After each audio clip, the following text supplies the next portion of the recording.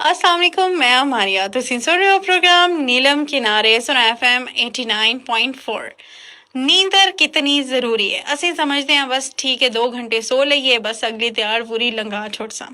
नहीं, नींदर बहुत ज़रूरी है। माहिरीन नफ्सियात के मुताबिक नींदर उतनी ही ज़रूरी है जितना 3 टाइम तुसी प्रॉपर एक हेल्दी खाना खाते हो।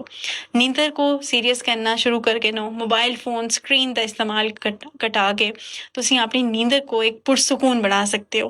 नींदर उस वेले पुरसकून होंदी है जदों असी 7-8 घंटे सह के जदों सुबह उठते हैं तो एक्टिव होंदे हैं, मूड भी ऐसा चंगा होंदा है और अगले पूरी त्याड़ी वास्ते अच्छा प्लान कर रहे होंदे हैं कि असी सोहना त्याड़ा गुजारना है, प्रोडक्टिव त्याड़ा गुजारना है, ना कि उठे और नींदर भी आ रही है, पूरा जिसम थकावट का शिकार है। तो इसका यही मतलब है तुसी सुते तो हो लेकिन असल में तुसी जिहड़ी सेने दे फवायद हैं वो तुसी हासिल नहीं कीते। नींदर को पुरसकून बनाओ, मोबाइल फोन का इस्तेमाल घटा के एक पुरसकून नींदर दे नाल एक सेहतमंद जिंदगी गुजारो और एक अच्छी नींदर दे नाल असां दा मूड भी बड़ा चंगा होंदा है। Thanks a lot.